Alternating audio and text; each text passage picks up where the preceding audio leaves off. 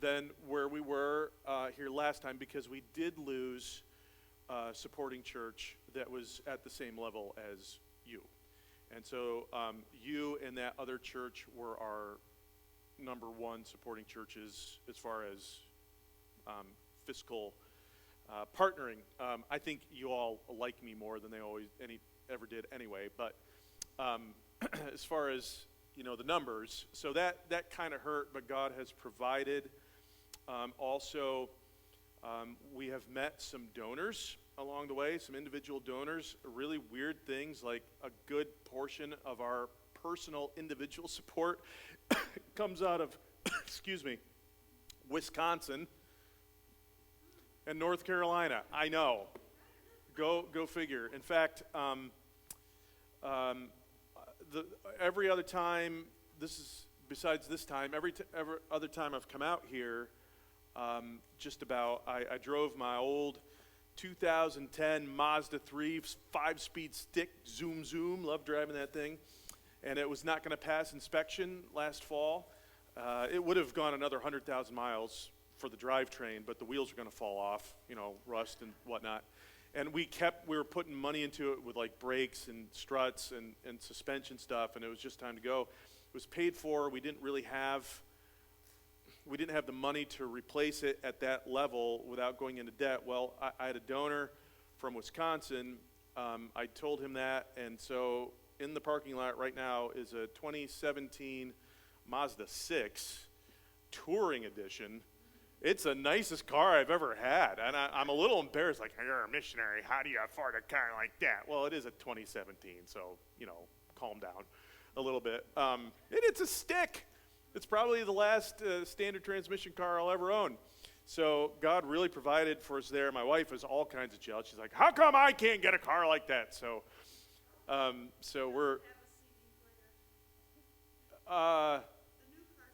Yeah, it's old enough. My car's old enough. It has a CD player. Yes, ma'am, it does. And it doesn't have Apple CarPlay. Oh no! How do I get anywhere? I just put the phone right there, and it works out fine. Speaking of my wife, she had knee replacement surgery 2 months ago. Not quite 2 months ago. Her left knee, no cartilage left at all. It was totally bone on bone. And so she's kind of on the young side to have complete knee replacement surgery. But on the upside, it's good now that she gets it done early because her quality of life is going to be much better. We have not yet received a bill for that. We know it's coming, but we're a little surprised it has not come. We have asked, because they send us those things that say this is not a bill, right? But even on those, it usually tells you what you're going to owe, even though they're not billing you through that. But everything has been zeroed out. That can't be. That cannot be. And people in her orthopedic surgeon's office saying, yes, your bill is coming. It just takes a while to tabulate it all, which sounds really frightening. So we are rather certain that at the end of the day, that those medical expenses are going to be in the $5,000 to $6,000 range. We don't have that. Just to let you know that. And then the other thing that we are looking at, so that's a big ticket item. A slightly lesser ticket item is purchasing the T-shirts that we're going to use when I go speak that we sell. Now, the T-shirts that we sell, we make almost 100% revenue back on them. So that's really good. And they're high-quality shirts. We're not talking like burlap bags that shrink the first time you wash them. They're high-quality shirts.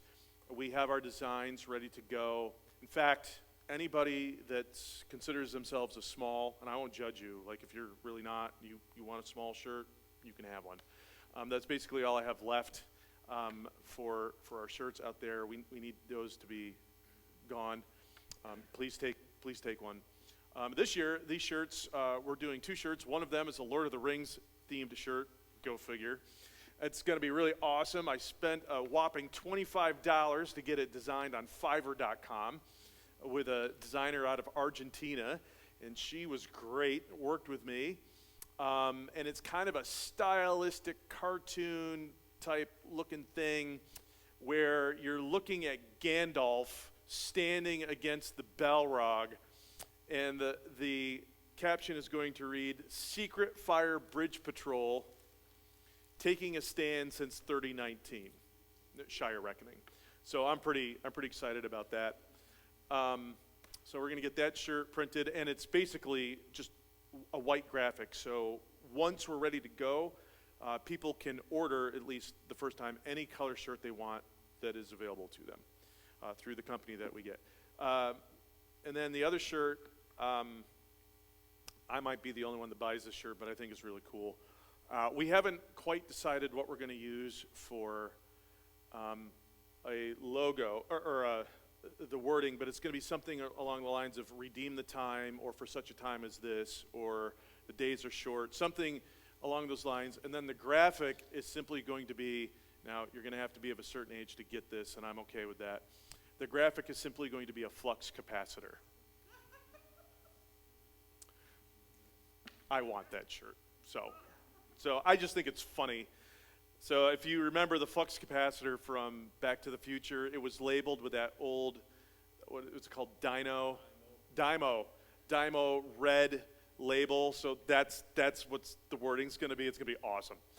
So we have that design. We just have to plug in the. So we normally order enough T-shirts that the bill is around $2,000.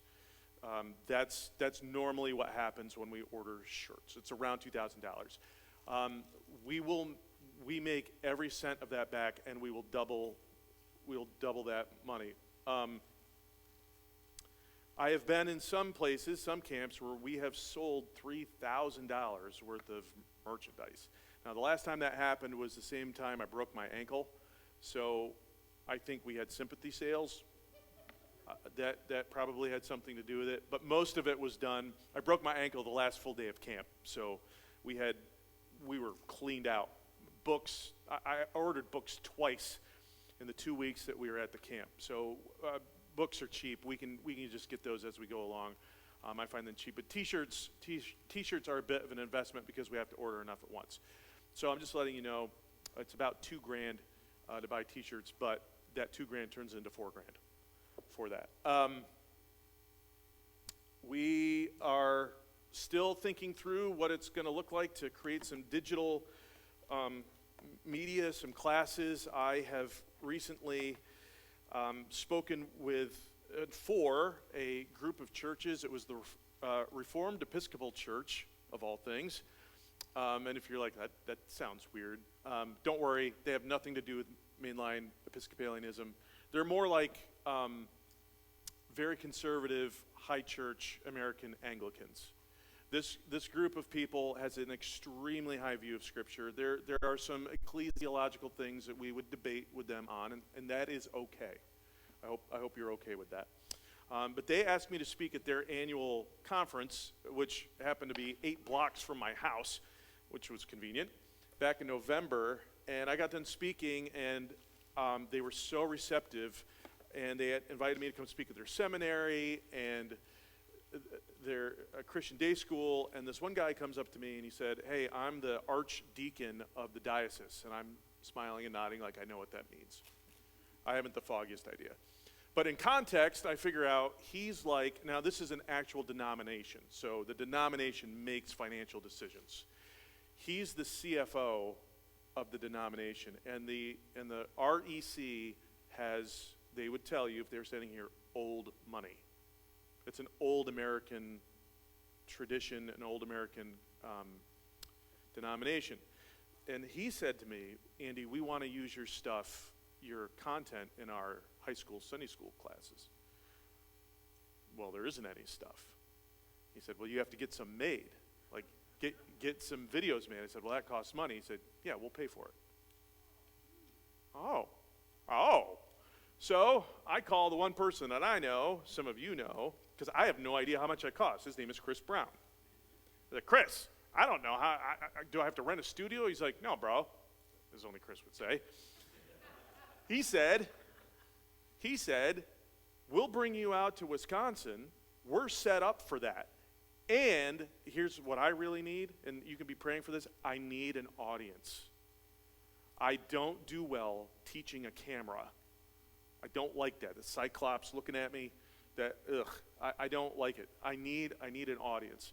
R.C. Sproul did this in many of his things. Like those people, I'm no R.C. Sproul, but they wanted to be there to teach. So anyway, there are 3 classes that we're going to do right away, and this also could be things used in like a homeschooling environment or anybody that just wants to learn stuff. It's good. So the 3 classes we're going to do, one is called Dare to Think, an Introduction to Christian Philosophy, and we're going to do a bit of that today. And these are full 16-week classes. Essentially college level. And if you just follow along with what I do, you'll be fine. It's okay. And I've taught this stuff to junior hires. They do fine. So you'll be fine too. So that class will basically be my introduction to philosophy class, the way I've always wanted to teach it, through the lens of Scripture.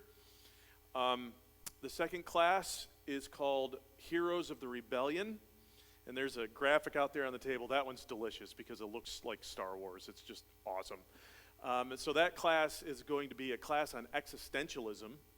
And we're going to be talking about how the movement of existentialism has shaped Western civilization in general and Christianity in particular, and not for the good very often at all. So we're going to be looking at Kierkegaard and Nietzsche and Albert Camus, the guy who wrote like the Myth of Sisyphus and the Plague and the Stranger, and Jean-Paul Sartre and his kooky girlfriend, and reading books like Crime and Punishment and the Brothers Karamazov and all kinds of stuff. So there's that. And then there's the third class that I'm really stoked about. That's called Shield of the Gods, an Introduction to Epic Literature. That class is going to be using 3 textbooks and 3 only, and they are Iliad, Aeneid, and Beowulf, in that order. And what we're going to do is be studying the redemptive story arc that nearly dies in the cradle in Iliad. Because Iliad is like super consistent all the way through until the end when Achilles gives the body of Hector back to King Priam. Why? It makes no sense. It's almost like, I don't know, Homer had eternity written on his heart or something. And then 750 years later, you have Aeneid, which actually has a picture of redemption in it. In fact, Virgil, its author, is considered proto-Christian. That's one of the reasons why he's the guide in Dante's Inferno. And then we'll end with Beowulf, which unfortunately all modern retellings of Beowulf just end with Beowulf killing Grendel and then Grendel's mom, which is still pretty awesome. But it ends there, but it never gets to the very end of the story, which involves a dragon and a gold hoard and a king saving his people. It's pretty cool. So I'm pretty stoked about that because each book is going to have its own lecture series, and that's just going to be challenging. Like, how do I fit 16 lectures on 3 books into one class? But I have the Iliad classes done, the Iliad lectures done. And each of those lectures is named for a classic rock song. I'm so stoked about it. So we're gonna have a class just talking about the background, like how did this Trojan War happen? You guys know this? Do you know this story? Does anybody know this?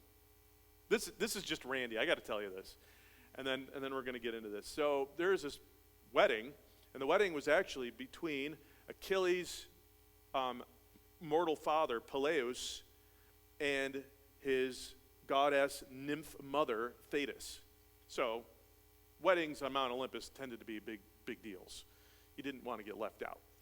And so this goddess got left out.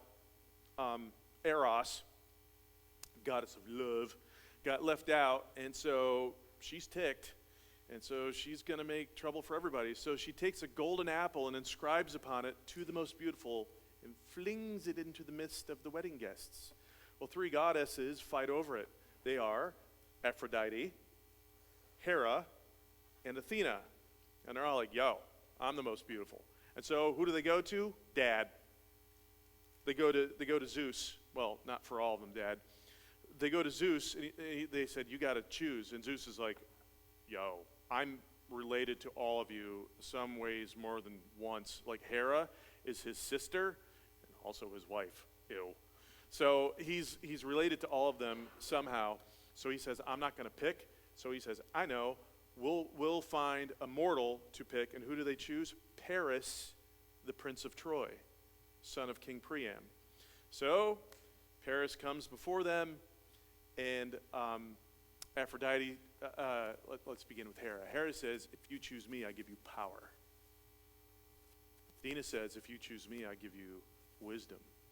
Aphrodite says, if you choose me, I give you the hottest woman you've ever laid eyes on. I pick you. I pick door number 3. And who's the hottest woman he ever laid eyes on? Helen of Sparta, who became Helen of Troy. Yep. So that first talk is going to be called "Welcome to the Jungle." And then we're gonna do one on Greek religion, on the Greek gods, and that one's going to be called "One of Us," like what if God were one of us?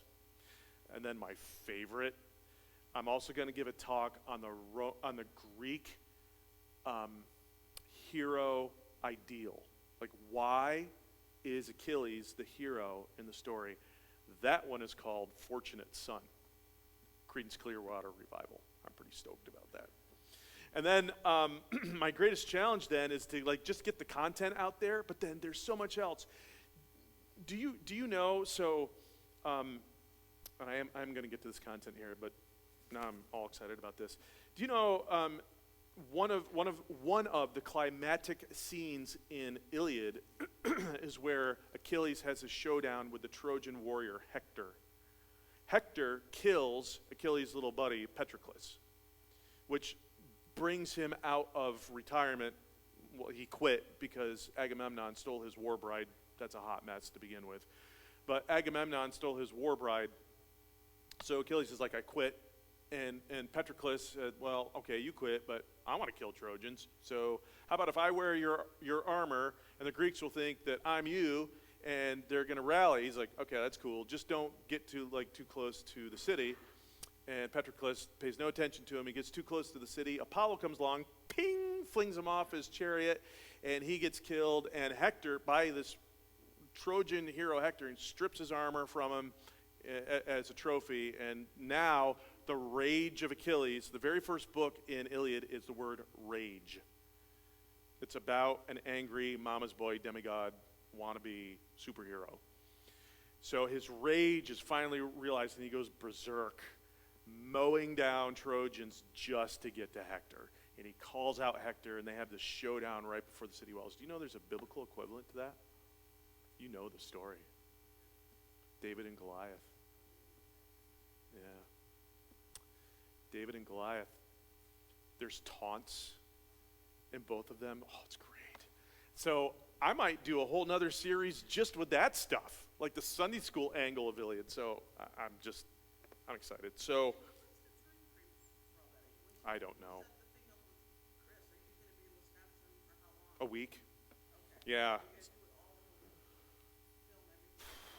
I would like to. I could film one class in a week, but the hard part, I can do that, but an audience, I don't know that they can commit to that.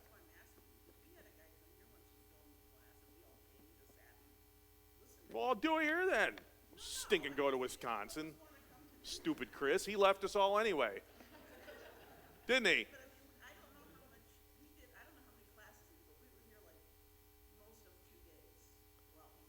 If you were here most of 2 days, if we did that twice, we could get it done.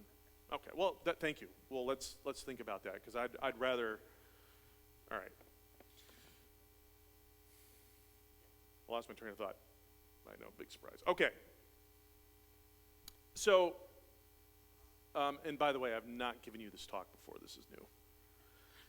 Question, does philosophy matter? I'll share a quote with you. This comes from a guy named Charles Malik, Wheaton University, autumn 1980. We face two tasks in our evangelism: saving the soul and saving the mind. The greatest danger confronting Christianity is the danger of anti-intellectualism. The result is that the arena of creative thinking is abdicated to the enemy. Evangelicals cannot afford to keep living on the periphery of responsible intellectual existence. You've heard me speak on these things before. I just don't say it as succinctly or eloquently as that. But I completely agree with this statement. In the evangelical Christian world, we are facing a dearth of at least intellectual honesty, if not taking the intellectual high ground. I have some theories as to why that has happened, and I may be right. In fact, I think I am, but if I'm not, that's okay. If I don't know where they come from, at least I know that they exist. One of the places where this comes from is a false dichotomy that exists within Christianity between the theoretical and the practical. We have set up a dichotomy that does not exist in Scripture, neither Old nor New Testament. It is not there. The dichotomy actually comes from the secular Greek world of the mind of Plato and Aristotle. So just think about a very famous painting. I should have a picture of it, but I do not. A very famous painting called The School of Athens, painted by the Renaissance master Raphael, who consequently now is my favorite Ninja Turtle after that. Painted by Raphael. It is a fresco, that means painted on the wall of one of the papal apartments in the Vatican. And you might know it by name, but you would know it as soon as you see it. In the center, larger than life, you have Plato and Aristotle in this painting, and they're surrounded by thinkers from across time, some of which are their contemporaries, some of which are not. Some came before them, so somewhere in there might be Pythagoras, and somewhere after them you might have medieval thinkers. But the body language of Plato and Aristotle in that painting speak to this dichotomy. Plato has a copy of his book, the Timaeus, under his arm, and his right arm is extended and his index finger is up. He's pointing toward the one. Plato is interested in what is it, or a top-down view of knowledge. So Plato, like one of the things that he would say about, say, this room, there are lots of examples of rectangles in the room, right? Just look at the wall. You know, the bricks. You know, most of those bricks, if not all of them, at least my naked eye as I'm scanning them, they all look rectangular to me, right? The table, you look straight down on it. It's a two-dimensional shape. It is rectangular. The shape of the cover of my laptop, right? If you're taking notes, probably in a rectangular-shaped book or on a phone, it's a rectangle. Well, all rectangles share the essence of rectangleness. Now, it sounds stupid, but it's for reals. Like, does a Chihuahua and a Great Dane both possess the essence of a dog? Yes. Do they have different properties? Mm-hmm. But they both share the essence of a dog. So they both possess the essence of dog. And you're like, Andy, that's so stupid. Well, hang on. So there's, 30 people in the room, maybe? I'm terrible. When I was a youth pastor, spatial reasoning is not my thing.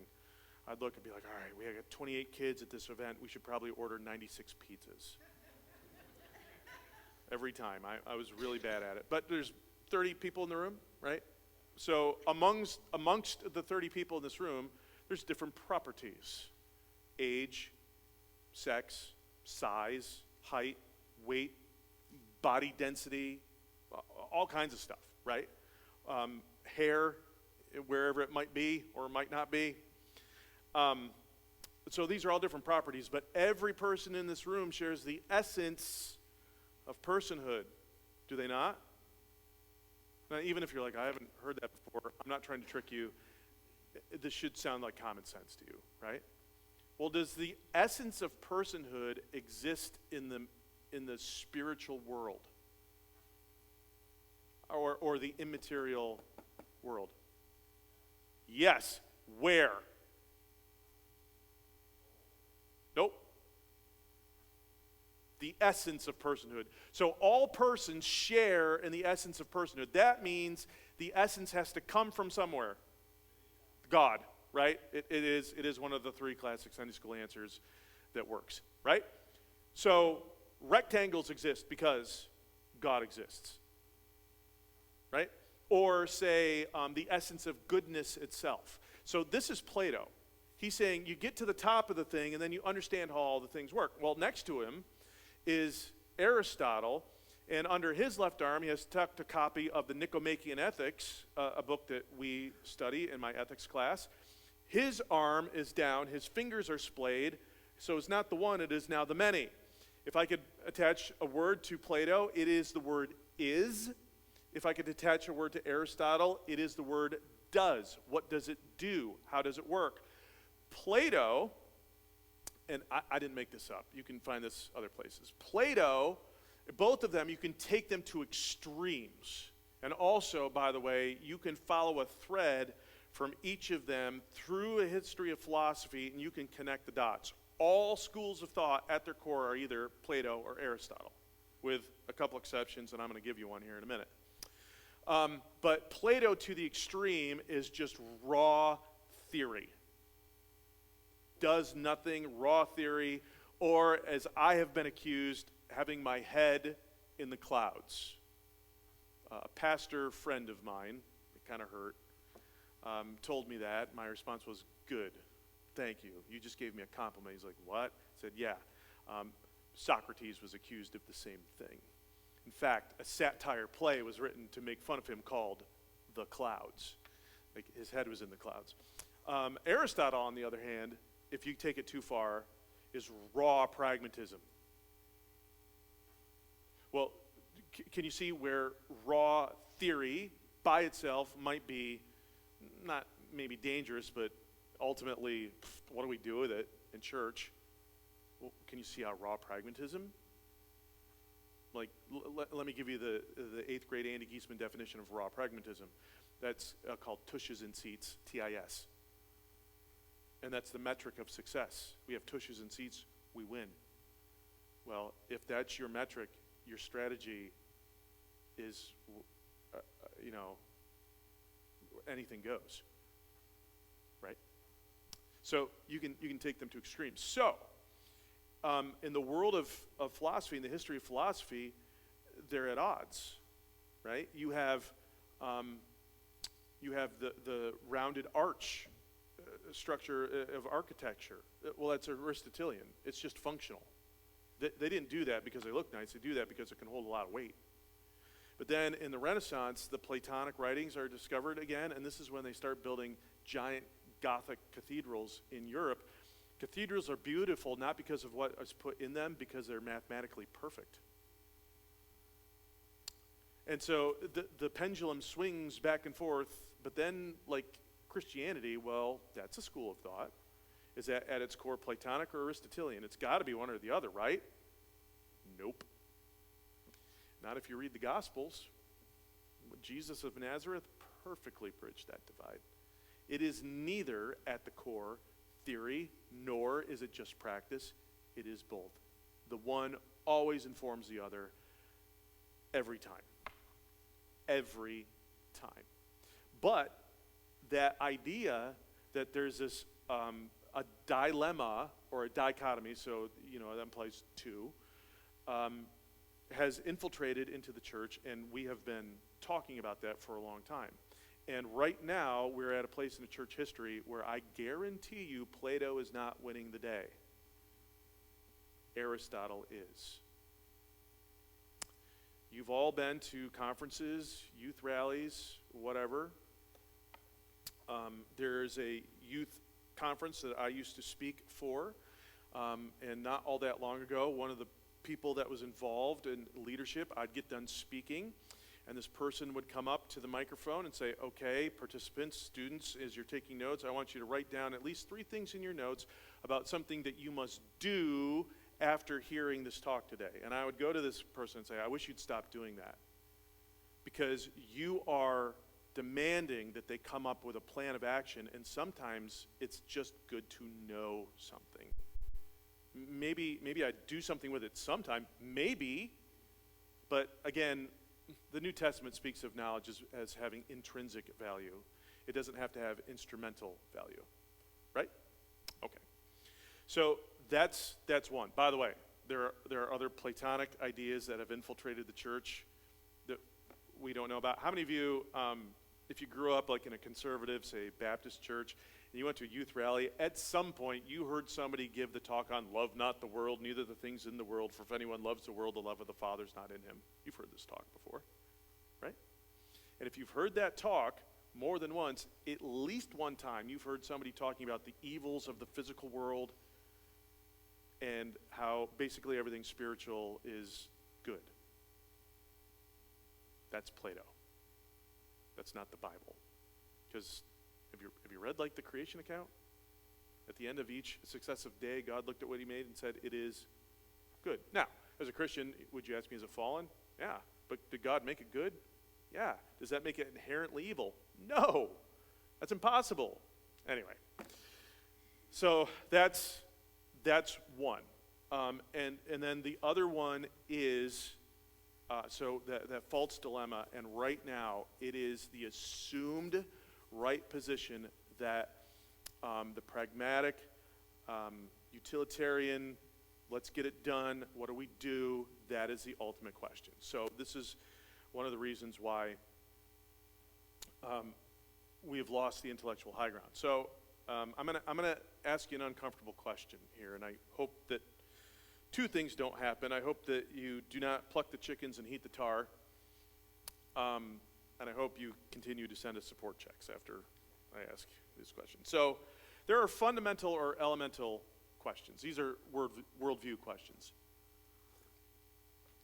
Everybody has to answer these, right? So what is the nature of prime reality? What is the makeup of external reality? They go together. So we're asking the question, what is the nature of prime reality? You're asking, is the physical universe all that there is? Like the Epicureans answer that, and they would say, yes, the physical universe is all that there is, you're done. Christians would say, no, there's something else. Okay, now we're going to have that question. Are Christians the only one to answer the question that there's something else? No. Jews, Muslims, Hindus, Buddhists, they also answer that question. So now we're asking, okay, who or what is outside then of the physical universe? Or what is the makeup of external reality? Now you're asking, well, is there order or disorder, cosmos or chaos? So Christianity, does that speak to that? Yep, of course it does. How do I know the difference between right and wrong? Is there anything about ethics in our Bibles? Yeah. And are Christians the only people on the planet interested in ethics? Certainly not. What is my identity? Nobody's asking that today. You're not allowed to. How do I know anything at all? What is my origin? What is my purpose? What is my destiny? In fact, in some ways, you could sum everything up in those last 3 questions. Where do I come from? What am I supposed to do? Or what does it all mean? They might want to add a 4th one. Reason. Purpose and reason are not the same thing, but might want to add one. And where am I going? These are the questions my students wrestle with all the time. And then when I show them that they're framing them in philosophical questions, you're like, oh, wow, I didn't know that. I said, yeah, because they're that important. Okay. So does Christianity answer these questions? I know you're sensing a trick, and you're wise to. Does Christianity answer these questions? It's okay to say yes. Okay, you're like, I don't know, it's tricksy. Just, you're okay right now. The tricky bit is coming. Not quite yet. Of course Christianity answers these questions. I mean, if it didn't, that'd be kind of really lame, right? Of course it does. And I didn't give them to you quite succinctly, but there are 9 fundamental worldview questions. Of course, Christianity speaks to them. And then all the other things nest or fit under each of those 9 in a category somehow, right? So if we're talking about, well, there is someone outside of the physical universe, who is that? What are they like, or what are their essences? Like, that's the whole doctrine of theology proper. It fits under that one essential elemental category. Does that make sense? Okay, so you can do that with everything. It fits somewhere. Okay, we're taking the tricky bit up one notch. Are these things that we believe? Come on, it can't be that tricky. Look, if Christianity is gonna answer the question, is there a who or a what outside of the physical universe? The answer is a who, not a what. All right. And who's the who? I feel like I'm about to start quoting Dr. Seuss when I'm doing this, but who's the who? It's the triune God. Do you have to believe in God to be a Christian? Okay, so are these things that you believe? I'm trying to help you through the trick. All right, now here it comes. Here it comes.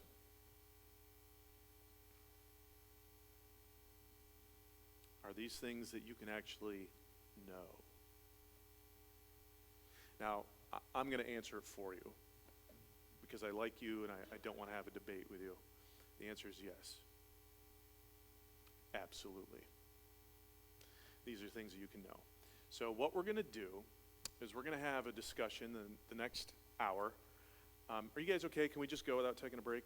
Is that cool? I mean, if you got to get up and take a break, that's fine, but I'm just going to keep going because we have 55 minutes left. I want to talk to you about some theories of knowledge. This is the branch of philosophy known as epistemology. You do not find that word in the Bible as such. However, you do find the root of it. It is the Greek word for faith.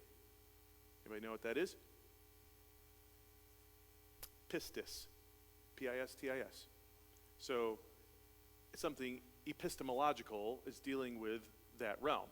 So a question, how does faith, truth, knowledge, belief, facts, reason, logic, where do all those fit together? All of that is under the branch category of epistemology.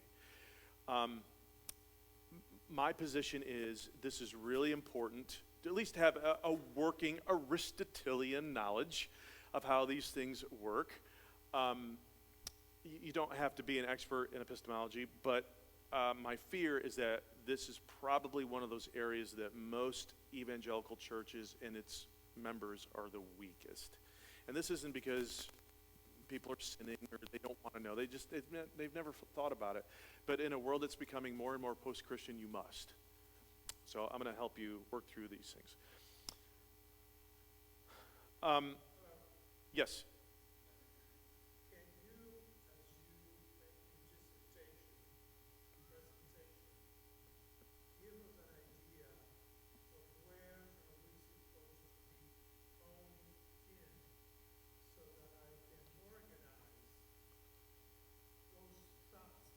I will, momentarily.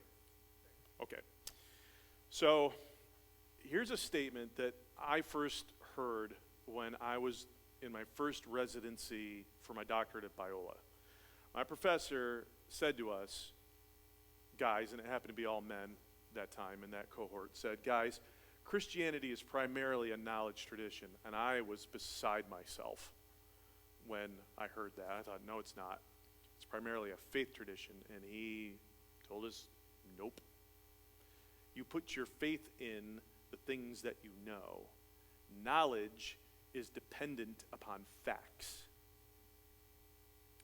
You can have faith in lots of things, and you can have faith in many things that are not rooted in fact. It's possible. Now, as I'm going to assume that most, if not every person in this room identifies as a Christian today. And you probably, there's nobody in the room that would say, well, I don't care if I believe true facts or not. Well, of course you do. And I doubt that anybody would say that on purpose, but we kind of functionally act like that sometimes. So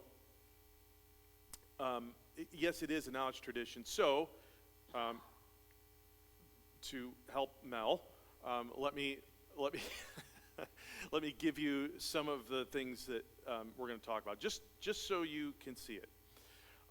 Luke 1 through 4. So Luke writing to his friend, and he's saying, look, I'm writing these things so that you may know the reliability of things that you were taught.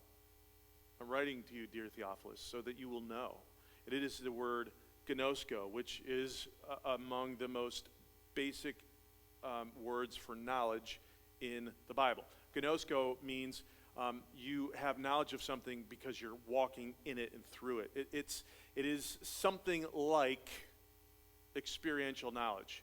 Now, experiential knowledge in the 21st century says that you know something because you experienced it. That's not what this word means. Does that make sense? Okay. So, like, this seminar is a fact. The seminar is happening even for the people who are not here, not experiencing it. Yes? Okay. You're experiencing it, so you're engaged in gnosko. They would be, they would have a knowledge of oida through knowing the fact. The sheep know his voice, John 10:4. Romans 1:19, what can be known, gnosko, about God is plain to people. One of the famous passages dealing with general revelation.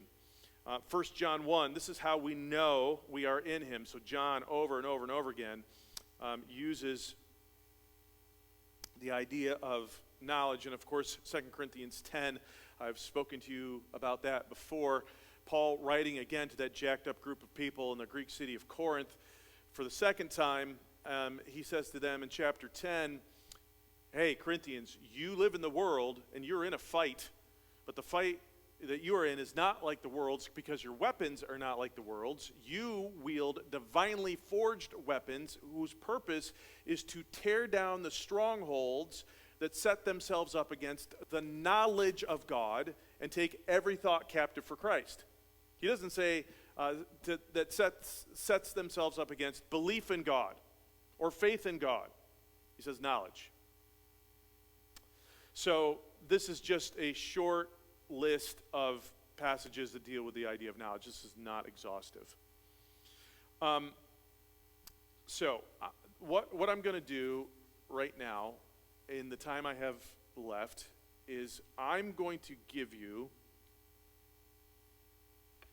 a formula for what knowledge is. We're going to talk a little bit about what logic is, what it does and what it does not do, and how it is a friend to Christianity. How's that, Mel? Is that good categorization? All right, that's it. Oh, okay. It is Mel approved all, so I'm happy about that. All right, so knowledge equals three things together.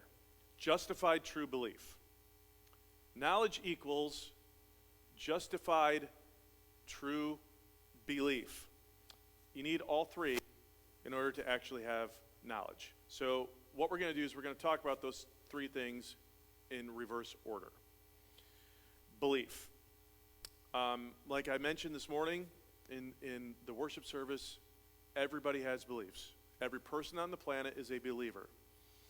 On average, I think most people operate merely from their pool of beliefs. Now, I'm not saying Christians, I'm not saying you, I'm not saying this church and its members or most of the Christians I know operate merely from just pure belief. Yes, of course, we want to know what do those beliefs mean and where are they attached. We'll get to that in a minute. But that's also not average. That's not the way things normally are. Beliefs, if I could give you a word picture, and that's the list there, I want you to think of giant links of a stout chain, so the big O or D ring pieces of metal that are unconnected. And on those charcoal or dark pieces of metal, someone's come along with a white pen, paint pen, and they've written different types of beliefs on different links, and there they are in a pile. They don't necessarily have to go together. It is what we might say is the buffet view of reality. I am drawn to buffets. I will not eat at a Chinese buffet ever again. I think I've finally come to my breaking point with those, but I still kind of miss them. A Golden Corral, however, now we're talking. I'll even go to a Ponderosa. I love it. I don't care. You can judge me. I love it. And when I go to a place like that and I'm filling up my plate, the color palette of my plate is not very diverse. It's brown. I have steak. I have potatoes. I have gravy. I have corn. I have bread. I have fried chicken. I have fried shrimp. I have French fries. I don't have anything green.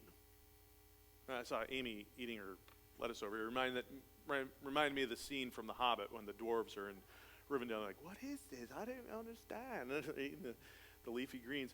All right, I do like salad, but that's just because it's a vehicle for creamy dressing and bacon. So I will eat a salad. But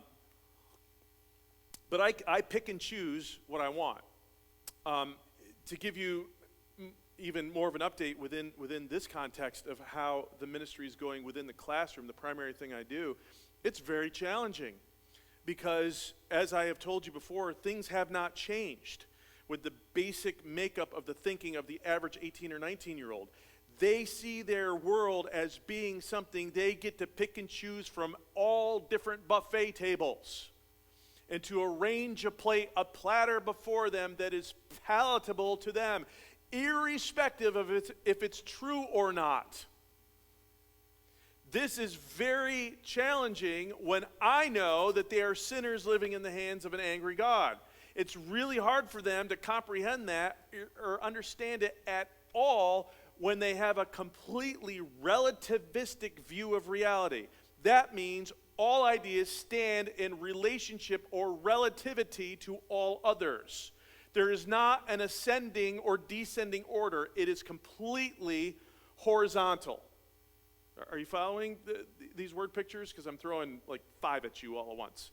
Are you following these? That is their view. And it is when the beliefs are challenged, saying, yeah, but do you understand that they don't go together? Are you okay with that? Now, the sad reality is they are. And this is where it's going to require wisdom beyond us, and this is the thing we ask God for, so that we can help them see, without telling them so, it's ridiculous and sometimes dangerous. But theologically, we understand it's not just ridiculous, it's not just dangerous, it is indeed damning. Right? Okay. Let me give you a quick example. In my class right now, I have a are we live streaming this? Good. All right. In my class right now, I have a student from Pakistan. She's a professor student. She sits kind of near the front, makes eye contact with me, takes notes, and actually acts like she wants to be there. It's kind of nice, right? So she is a Muslim, and she's told me that. I've never seen her wearing a hijab. She doesn't have to wear one in the United States, and she certainly doesn't wear a burqa. She dresses conservatively. Can't say that about other students, but she does. And she loves to talk about the intersection of Islam and Christianity. Loves it. And she loves to come up to me and talk about, oh, I learned that in Sunday school. I'm like, you go to Sunday school? She's like, well, we have classes on Sunday. What are we supposed to call it? Fair enough. Okay, I'll buy that. But, all right, just never thought of it that way before. Thank you, Aristotle. So she loves talking about those things, right? And without rehashing everything I've told you over the years, you probably remember that I set the table in my classroom that I encourage kids to disagree with me. Not fight with me, but disagree with me. I give them the opportunity because I truly believe in a belief as a basic human freedom. They have the right to believe whatever they want. They really do. And it's not fair for me to try to use that position to force them or trick them into something else. I would get fired. And also, because I don't do it, they see the hypocrisy in all the other professors that complain about people like me because they do it with a sledgehammer. At least I try to use a velvet-covered brick. I try. But they see it. Anyway, so really interesting. I'm in my ethics class right now. We just finished up the section in which we are comparing and contrasting three ancient ethical worldviews, and we saw all three of them in Acts 17 this morning. Epicureanism, Stoicism, and Christian theism. And I have them read, and I teach on two short texts for each. For Christianity, we use a text from Augustine called the Enchiridion, which just means tract or pamphlet. And another ancient text you've probably heard of before, Philippians. I teach Philippians to my ethics class, and I teach the whole thing in one day. Don't worry, no one in that room knows the injustice of that. But I can break it down in one day, and that's far more than they get in their Bible survey class. And then they have to choose between they have to choose amongst those three to either completely defend one, so they can't give me this buffet view, or completely attack one. This young lady has already told me she's going to defend Epicureanism. And I knew that. She was also in my class last semester, in my intro class, and she has told me this is one of the things that she's so looking forward to.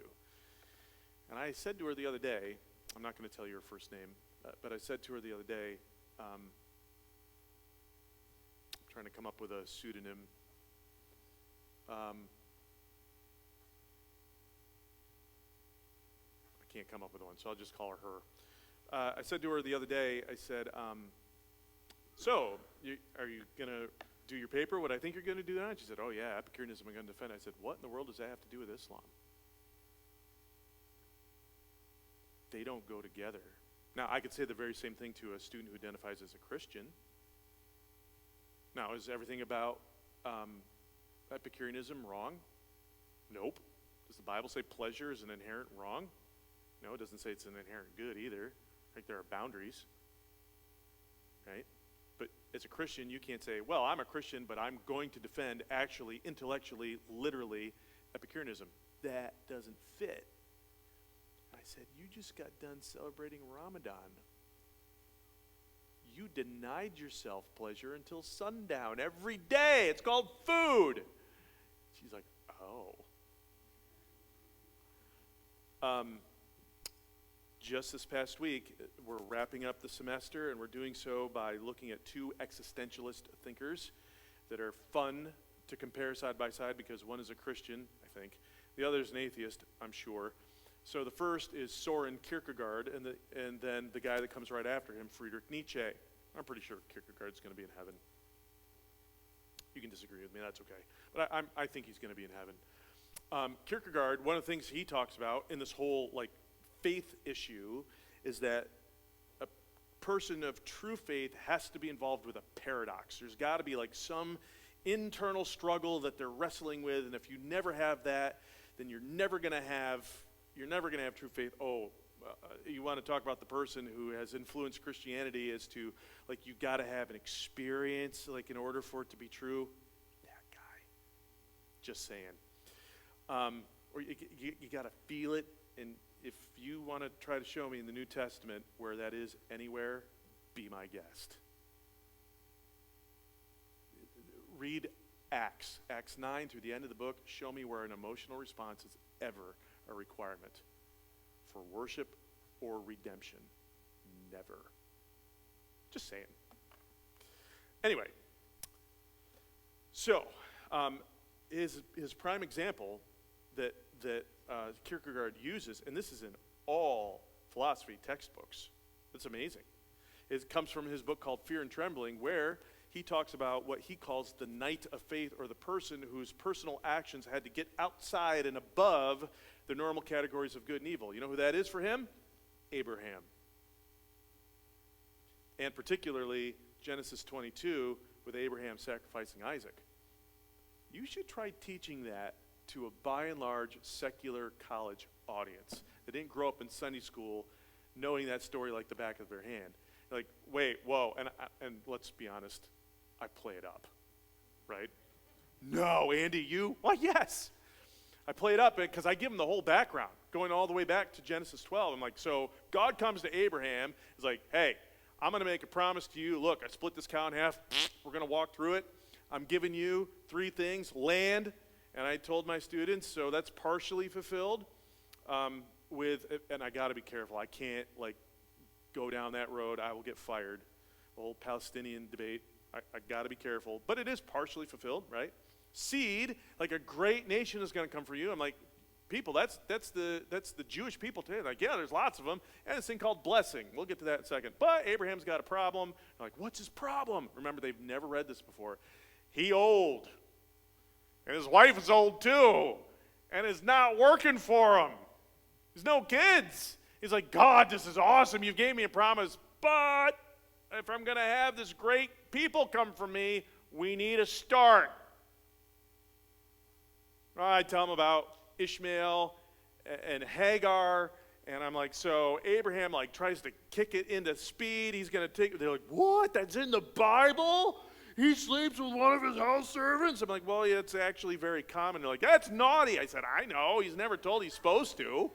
He's not blessed. They're like, oh, there's stuff in the Bible that people did they're not supposed to do because they think the Bible is totally whitewashed. I'm like, you clearly have never heard of the book of Judges, have you?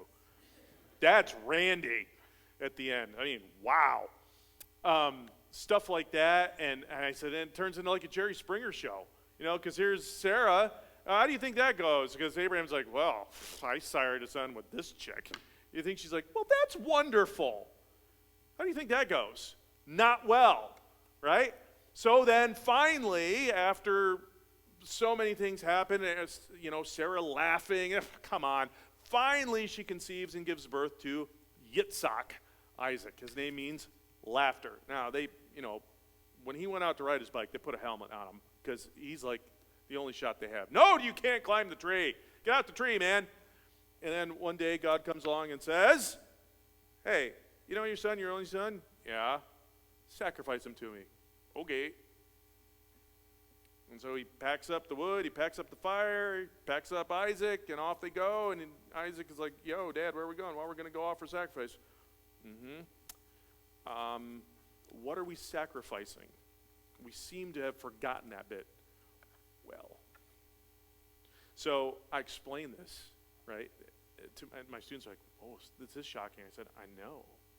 And this is why Kierkegaard picks this one, because this is a paradox. Is Abraham a murderer? Or is he obeying God? And does he have a good reason to? And they actually bring this up. Well, I get done with the conversation, and she comes up to me afterward, and she said,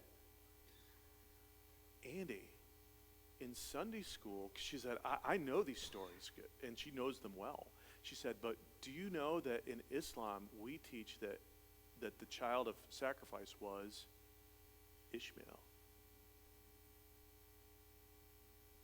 So a thing that we're going to look at here in a minute, I said, well, you see, this is where the laws of logic come into effect. Because her attitude is telling me that, this is cool because you and I basically, we kind of believe the same thing. Well, I agree with you that basically, culturally at least, Muslim peoples have come from Abraham, as have Jews, as have Christians. 3 major prophets came from the line of Abraham: Jesus, Moses, and Muhammad. All came from Abraham. Right? So she's like, well, this is great, because I said, we don't believe the same thing. And we both can't be right. You can choose to merely believe, but the links don't go together, which brings us to truth. Truth, then, we're asking, are the things that we believe actually real? Did these things really happen? Is this the way it lines up? I'm gonna move a little faster because I want to save some time for perhaps some discussion and questions. And I'm starting to run out of gas. I've been talking nonstop since Thursday night. was at the men's retreat down at Skyview Ranch. Those guys would not leave me alone. I'm like, come on, I can't talk anymore. It was awesome. So now you're asking, well, do the links actually go together? Does A go to B to C to D? I'm sure I've told you this before. I did a funeral for an older lady in our church. It was nice when an older person died of natural causes, and they were a Christian. We could say nice things about them. And she died, and her request was she didn't want a funeral. She wanted a homegoing party, like for real. So her daughter obliged, rented out the local fire hall. There was cake. I'm not kidding. There are hats. There are like, party trumpets. I don't think those are what they're called, but my vocabulary is failing me. There was no remains. That would have been super weird. Like if they rolled in the casket, eekity, eekity, eekity, and so we're like dancing around at that. That would have been totally pagan. Or even like, ashes or something. There's none of that. She was at rest, buried. And it was kind of weird at first, but I really liked it. And so this guy comes in, so I'm doing the pastoral thing, I'm greeting people. This dude comes in, and he introduces himself to me as her grandnephew, and he's saying, oh yeah, I thought of her as like my grandma. I'm like, dude, what's your angle here? And as he's like telling me all this, he decides to say, oh, and I'm an atheist. Okay, I'm not sure why you would tell me that at this moment, but go have some cake, because it's not the time or place for me to engage with him on something like that. Well, after a little bit, then we had planned to give everyone an opportunity. I was supposed to say a few words and then give all the people there an opportunity to stand and share memory stories about this lady, which can be dangerous at times, but we weren't worried somebody was going to say something all that stupid with her. So people are standing up and they're sharing, and this guy stands up, and I thought, oh, okay. I wasn't really worried about it, but I just thought, all right, I'm interested, go ahead. And he tells some lovely, appropriate stories of memories that I assume are true. And then he starts talking about how she's so much now enjoying her great afterlife. Wait a minute. Whoa. I just smile and nod. But I called a big time out in my mind, and I thought, wait, those things do not go together. If there is no God, which you declared to me just a few minutes ago, how in the world do you account for an afterlife? That makes no sense. Could there be? I guess, but at the core, it's not logical. So we're asking, do the things line up? And then lastly, anchorage, is it justified? So what is the ultimate anchor for how we know things? I say to my students, I'm sure you've heard me say this phrase. Remember, I used to come once a quarter, so I've pretty much burned through all my material with you guys. I say to my students all the time, no thinking person will ever go through life without climbing down the chain of their beliefs to see to whom or to what it is anchored. Because a chain cannot just float by itself. A chain unattached to anything is useless. Right? It needs leverage of some kind in order to be used. It has to be anchored to something in order to pull something else. And if you're like, well, what about chains on a car? Well, don't be a smart aleck. That's like the one exception. Okay, but everything else has to have that anchorage. And sometimes they'll say to me, Andy, what's your anchor? And because they ask me, I can say, my anchor happens to look like a Roman cross driven into bloody ground in a garbage heap outside of Jerusalem in 33 AD. Because if the crucifixion / resurrection happened, that is all the justification I will ever need. Why is it true?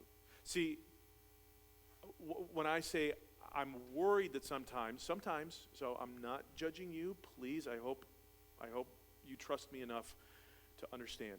Sometimes Christians say, I don't need all that, I just need to believe that Jesus rose from the dead. No, you don't. You need to know it. You ask me how I know he lives within my heart. That's not an argument. That's a sentiment. That belongs in a Hallmark card, not part of your theology. Sorry to those of you who write cards. I just remembered who I was speaking to. Sorry. oh, shoot, right? So it's not a theology. It's certainly not a philosophy. All right, so how then should this knowledge work? Well, it needs to work logically. Now, this is where we get a little antsy, okay? And there's an idea that is snuck into 21st century modern Christianity that is false. And the idea is this: if I have true knowledge and I'm using that knowledge logically, that then must mean I can figure everything out and I no longer have a need for faith. Yeah, okay, so same category, but the word I was looking for is faith. Not true. Logic and its use does not mean you know everything at all. All it means is that it's following a set of laws that govern how people think. And if your first thought is, because maybe you've never heard this before, well, I don't need that, and I'm going to tell you how the laws of logic don't apply to me, I will tell you right now, if you try to deny them, you have to use them. Yep. They're inescapable. It's great. So it was Aristotle that kind of first codified them. And it was then later in the Middle Ages, a guy named Thomas Aquinas is like, wow, these are really great friends of Christianity. Logic is not a human construct. It is part of the essence of God. So what does that mean? It means if God doesn't exist, logic doesn't exist. It also means, and I've heard well-intended preachers, including a pastor at my church just last year, was giving a talk and made a statement that God is outside of logic. My kids' heads whipped around so fast you could hear it. Whoopsh! And they're looking at me like, Dad! Like, calm down. They wham! So they look at me so fast, I said, that's not true. Now, why would I say something like that? Well, imagine, let me say it another way. Would you ever make a statement, God is outside of love or justice? No. Why? Because they're part of his character. Can God be outside of his own character? No. So if I'm right that logic is part of the character of God, he can't get outside of it. God cannot be illogical. And it is a gift. So I want to give you, real quick, as quickly as I can, the gift to Christianity and the gift of just thinking through things and why do things make sense. And this is just great. Because at least at the end of the day, you should demonstrate that Christianity is logically viable. Now, just because it's logically viable and you can demonstrate that, that doesn't mean somebody has to agree with you. But at least you're not coming at it like, say, somebody that believes in the flying spaghetti monster. This is a thing. They're called Pastafarians. I'm not making it up. Has anybody ever heard of this before? Because I feel a little insane saying it out loud. Okay. So there are Pastafarians. They wear colanders, like spaghetti strainers on their heads. They do. They're Pastafarians. There's no way to logically defend that view. There's no way to do it. Christians who are well-intended, and if they believe that Jesus is the Christ, the Son of the living God, who has come to pay the penalty for their sins, died on the cross, rose again, they believe in that, they are going to heaven, even if they can't defend it. So that's good. This is actually a good thing. That, well, what if I can't defend it? Do I still get to be with Jesus forever? Yes. But if you can't defend it, you can't defend it. It's no different than saying I'm a Pastafarian. Well, I just believe in Jesus. Why? I don't know. Oh, okay. Well, if you really do, you're going to heaven, but it's not a defense. So, should be intellectually defensible and logically viable. 3 laws of logic, really simple. Number 1, I'm not sure where these went in my outline. They went to be with Jesus. They're not there. So I'm going to have to tell you these things. Number 1, the law of non-contradiction. For those of you taking notes. The law of non-contradiction. That means something cannot both be and not be in the same time and in the same way. What we are dealing with when we're talking about logic is we're talking about objective truth claims. Let me give you an example of an objective truth claim. 2 plus 2 equals 4. Just take my word for it. That's an objective truth claim. Now, if you had to try to figure out what makes that an objective truth claim, what would you say? I'm trying to give you one that's kind of, do the math. Well, what if I can't do the math? I don't disagree with you. But what if I can't do the math? Is 2 plus 2 still 4? What if I can't count past 1? What if I believe 2 plus 2 is 5.3? Doesn't work. Well, it doesn't work because among truth claims, mathematics is a great place to start because you can use the word proof, actually. Not just evidence, but proof. Boom, there it is. Because when you take 2 of something and 2 of anything else, every time you get, every time? Yep, every time. So it is objective. But it's also objective. It's not objective in this case because it's true. 2 plus 2 equals 4 is an objective truth claim, and it is a true fact, but it's also an objective truth claim because it could be false. Now, there's no way to prove it false, right?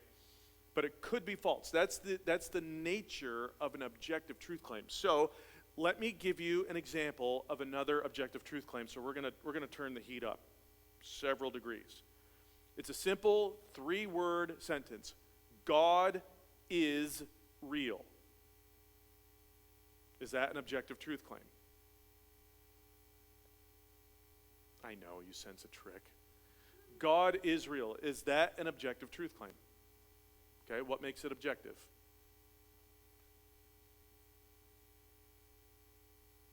Did you say Amy? Well, that would be answering a related category, but a related question in a different category. That would be answering, is there any evidence toward that end of it being an objective truth claim? And the answer is yes. If there's no evidence, then it cannot be an objective truth claim. Okay? So, we're in the right ballpark, but that's not the answer. Is it an objective truth claim? Now, it is your belief.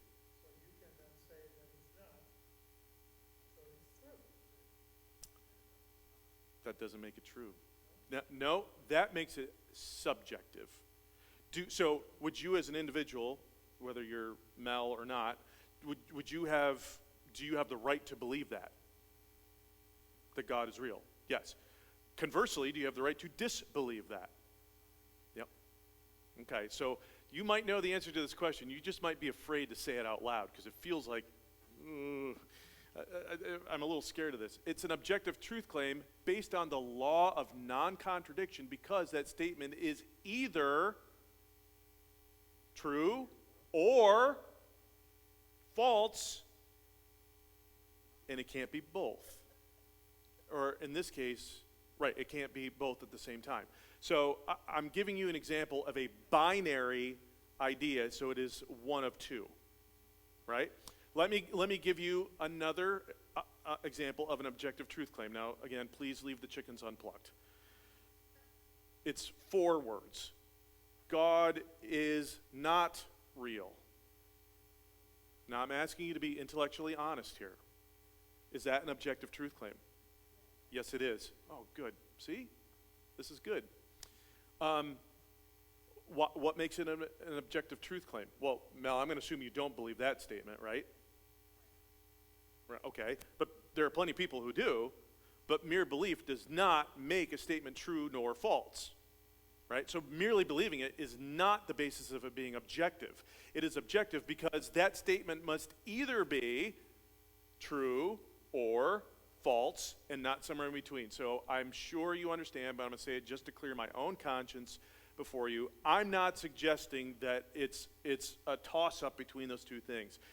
you should know me well enough. I have staked my entire life and my eternity on the simple three-word statement, God is real. I've staked my whole life on that. So, but I also understand, to be intellectually honest, I have to admit I could be wrong. I have no reason to think that I am, but could I be? Yeah, because here's the thing with knowledge. Do you think it would make sense that I should know as much as I can about the very nature of the existence of God? Yep, I really think so. Is there any more important theological or philosophical question beyond the existence of God? No, that is the most important question. That's why we start with, what is the basic makeup of prime reality? That's why it has to start there. And so I should know as much as I can. Can I possibly know everything about that question? Not a chance. Why? Because ultimately, the subject matter, is it finite or infinite? Infinite, right? Is God transcendent? He is wholly other, right? So how can I, as a finite dude, and I just have average intelligence anyway, how could I possibly know everything about God? I can't. Does that then exclude me from learning as much as I can and learning it logically? No. So what does that do for me? It gives me confidence in putting my trust in the fact that God exists. Yes. If it's true, Yep. how could you be wrong? Because it's an objective truth claim. Meaning, it must either be true or false. And I have to exercise my faith, because on this side of heaven, Lois, I can't prove it. I have all the evidence that I need, that if it came down to it and God asked me to, I'd like to think I will die for it. I have all that I need, but I don't have it all. So there is a level I could be wrong, but I have no reason to think so. This is why the author of the book of Hebrews says, without faith, it is impossible to please him. But the author of the book of Hebrews doesn't begin there. That's after 10 chapters of making an argument why Jesus is the best way. In fact, the only way. And you're going to have to trust the facts that are being presented. That's the basic understanding of what faith is. We can use faith in different uses, like the faith, like talking about Christianity, or fidelity, of like keeping your word, faithfulness. But faith as an action is trusting. So, like the flip side, let me give you an example, since you brought this up. And this is not an easy thing to work through, and this is the tip of the iceberg kind of deal. I know somebody that planted a church south of Scranton in Wilkes-Barre, and years ago, this young pastor made a lot of noise because he was having a high-profile debate with an atheist. And the atheist person that he was debating is a professional poker player. That means he should have been way more careful than he was. So I had a conversation with the pastor, and I said, hey, I know you didn't ask me, and I'm not an expert, but if you want to talk through, because this is kind of my wheelhouse, I don't think I would have, I'm not sure I would have agreed to debate with this guy. I've never actually been in a public debate. I'm not sure my first one would have been with somebody who's a professional poker player. I only would win at poker if I'm getting cards and I can bully people. I haven't the foggiest idea what I'm doing. I just like chips. I don't know. I don't know what I'm doing. And he said no. And then they had their debate. And the debate was not a classical debate. Didn't run along classic lines. They were kind of sitting in easy chairs, and they were posing as having a conversation. And the atheist guy went first, which is odd, because normally the person against whatever it is you're debating goes second, but whatever. And this was also probably calculated on his part, the poker player, because he knew what was going to happen. I mean, the guy was smart. And he said, all right, so here we are debating the existence of God. And he said, I want to believe true things. I thought, oh no. I knew where this was going. He said, I want to believe true things, and so I'm willing to say that I'm willing to change my mind if you're right. He said to my friend, he said, if you're willing to do the same thing. I thought, oh no. And the person that I know did what I thought they were going to do, and probably what I would have done if I were in that situation, not knowing what I know. And he immediately locked in and said, absolutely not. I would never change my mind. But the fact of the matter is, okay, so let's say, just for the sake of argument, he really is wrong. My friend, I'm wrong. What do I have to lose? What do I have to lose? If there is no God, what do I have to lose? Nothing. Or if he's wrong, the opponent, what does he have to lose? Everything. Right? So just saying, well, I want to get to the bottom of it, but you can take a stand and say, I've already studied it. This is my position. But of course I want to believe true things. Go ahead. I mean, that's different than just abdicating the intellectual high ground. And my friend, to be honest, he thought he was doing the right thing, but he lost the debate right there. He lost it. And people are like, this is great. He presented the gospel. That's not what the debate was for. Not what you're supposed to be doing, is debating whether or not God is real. If you present your position on how to believe in this God that you're not sure it exists, big whoop. So, all right. So law of non-contradiction. Something cannot both be or not be at the same time and in the same way. This is why you never have to walk away from a conversation saying, well, what's true for you is not necessarily true for me. That is a self-refuting statement. Truth is truth. Okay?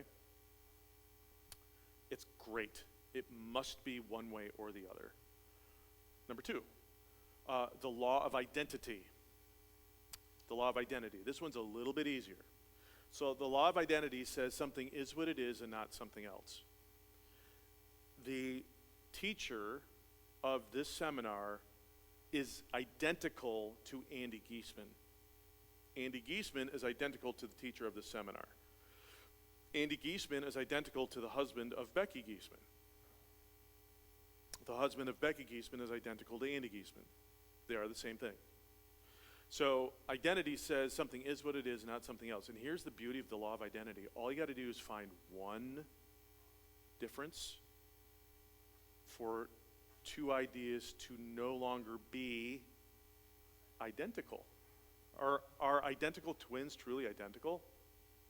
No. That's just what we call it. It's a figure of speech. By the way, I dated an identical twin. I trust I never have to be in a position to date again, but never again. They mess with me. Oh, it's terrible. I have stories, though I'm not going to tell you. So something is what it is and not something else. So can anybody think of a simple, even 3-word sentence within the realm, and I'll narrow it down, of Christology, the doctrine of Jesus, where something like this is important? Yep, that's it. If I had a gold star, you would get it. That's exactly it. Jesus is God. I am. Before Moses was, I am. Right? So did Jesus identify as God? Yes. Which is speaking in terms of identity, when you're identifying it in terms of identity. So if Jesus is not God, we got a significant problem. Right?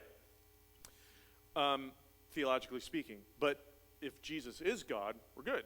And all that has to be done is find one instance where it's not, and the whole thing falls apart. Even within related things, like there are plenty of schools of thought out there that would say your brain is identical to your mind. Well, all I got to do is find one difference, to say, no, that's not the same thing. Right? So that's why it drives me nuts when I hear preachers say something about, well, there's only 18 inches between my head and my heart. Well, guess what? You don't think with your head to begin with. You no more think with your brain than you do your liver. It's a lump of meat. All you got to do is find one difference. Like, do you have any idea what I dreamt last night? Not a clue. What if I don't tell you? Would you ever know? Is there any way you could know? Unless God told you. All right, Daniel, thank you. Unless God told you. You could ask me what I had to eat, which may give you some imaginative idea of the fever dream I may have had. I'll tell you what I ate. I ate my own weight in hummus last night. It was delicious. It was good. And the cheese I got from Amish country. Well, I want to say the name of the place so bad, but I've already pressed my luck today. I'll do it. I got it from a place called Heine's Cheese. Is that not the greatest name ever? I wanted a T-shirt with a play on words, and they're humorless people. They just didn't have. I would have worn it today. Anyway, so all you got to do is find one difference, right? So the law of identity. And then lastly is the law of the excluded middle. That means, and this is kind of like the kissing first cousin of the law of non-contradiction. Not only can something not both be and not be at the same time in the same way, but it also can't kind of be or kind of not be. Hence, the middle is taken out. It's excluded.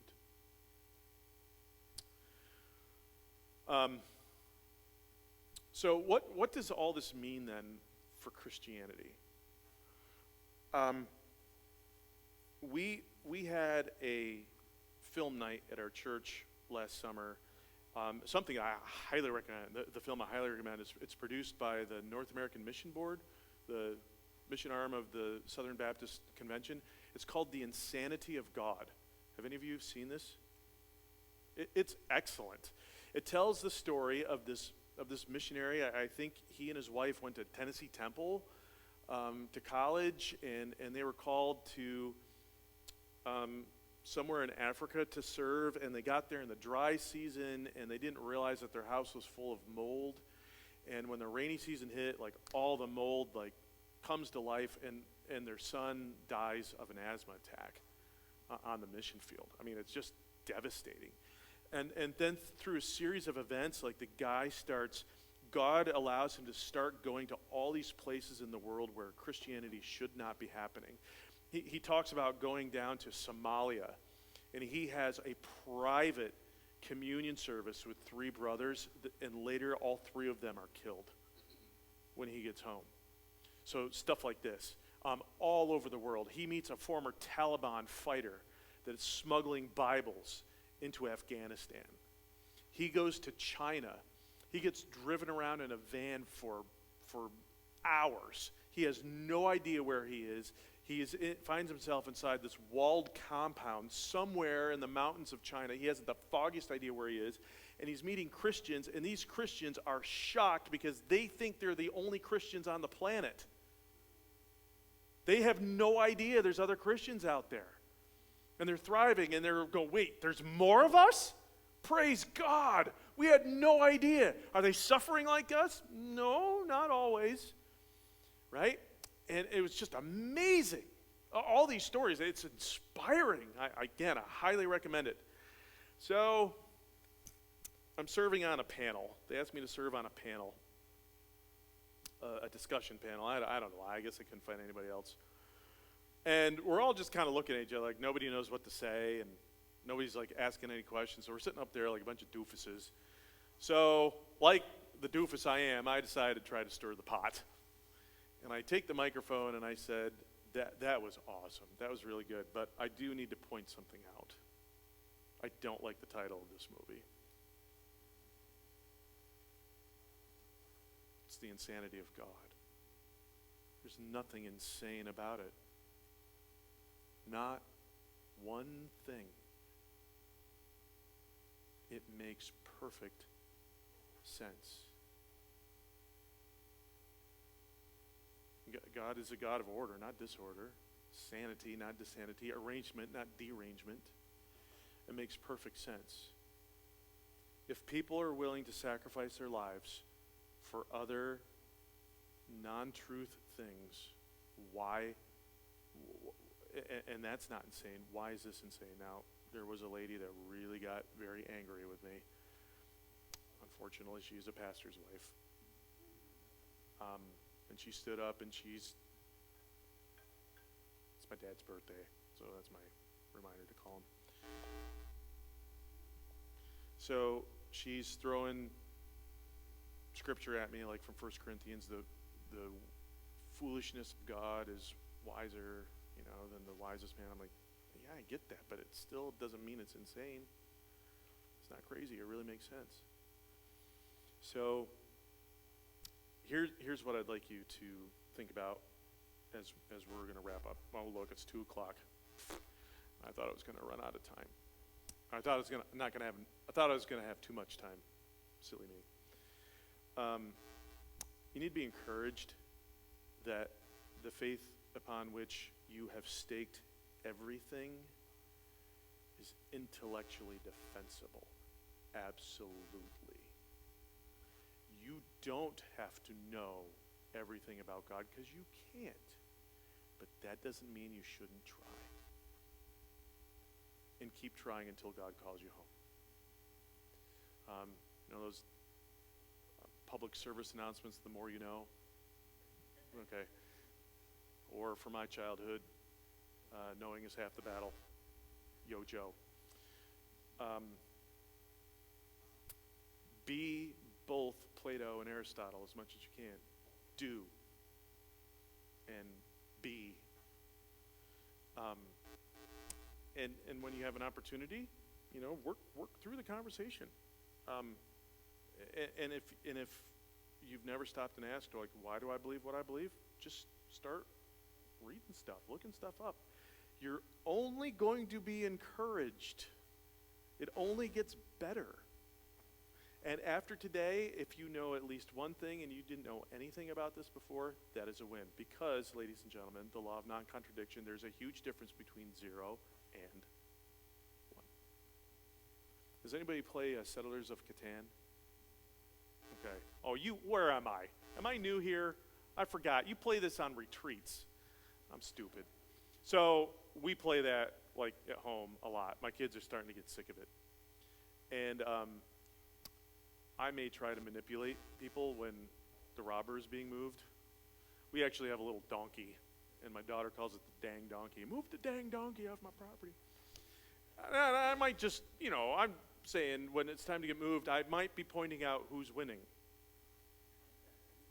And who has cards, and who has multiple things on one number that gets rolled like every other time. Just saying. I know it's only right. Thank you. I know. And so, and my wife will always point out, well, I'm only winning by 1. How many do you need to win? If you get to 10 before anybody else. So you know what I do when I win? Sometimes I have stacks of cards. I'm like, well, there's my 10. I'm going to build 4 more roads in 2 more cities. I just won by 14. Just to be a jerk. That doesn't usually go over all that great. But if you now know something and you didn't before, awesome. That's a win. God, Andy, I don't know what you know. Okay. Start somewhere. That's okay. It's fine. You don't have to. But we serve a good God who's given us so many evidences in the natural world, in the rational world of existence, all these arguments for his existence, the evidences we have in nature itself, the logic that just leads to God. I mean, it's just amazing that without God, that wouldn't even exist. It's great. All right, I'm going to close in prayer. And if you have questions or something you'd like to discuss, I can stick around for a little bit. I do need to get a little rest because I'm coming back for youth group here in a few hours.